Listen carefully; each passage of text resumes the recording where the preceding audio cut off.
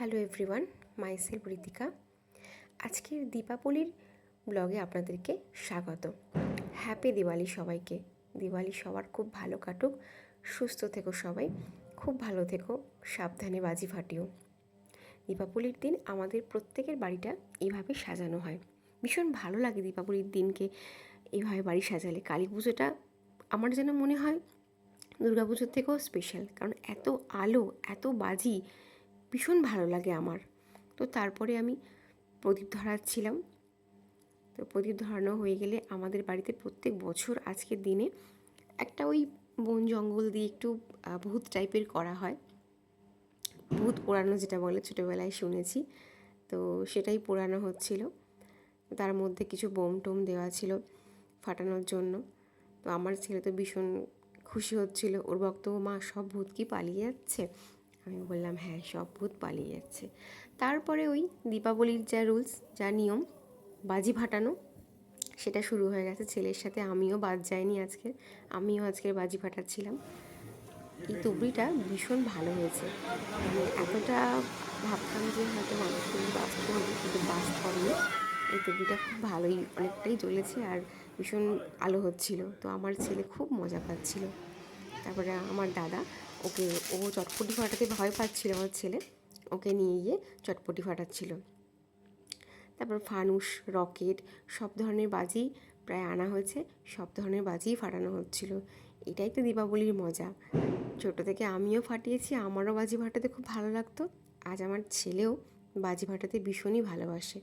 আমার বাবা, আমার দাদা, আমার বর, আমার ছেলে সবাই মিলেই বাজি ফাটাচ্ছিল। এটা ফানুস ওড়ানো হচ্ছিল, যেটা আমার খুব ভালো লাগে ফানুসটা ওড়াতে।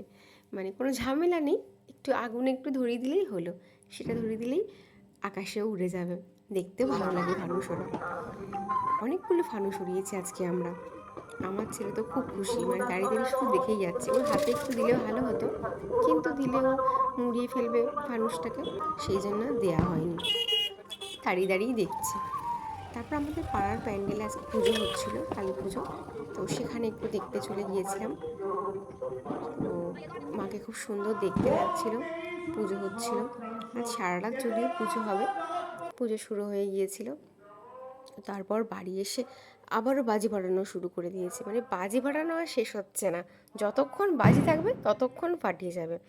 প্রথম প্রথম একটু ভয় পেত, এখন দেখছি ভয়ের আর কোনো ব্যাপার নেই, ইচ্ছা মতো বাজি ফাটিয়ে যাচ্ছে। এই বাজিটা দেখুন কি সুন্দর, 3 রকম কালার হবে।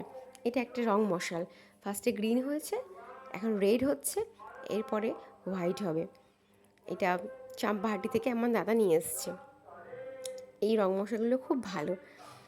আগেকার দিনে রং মশালগুলো তো বাস্ট করতো না, এখনকার দিনে দেখেছি রং মশাল, বড়ো বড়ো যে রং মশালগুলো হয় সেগুলো বাস্ট করে, ভয়ও লাগে বাচ্চাদের হাতে দিতে।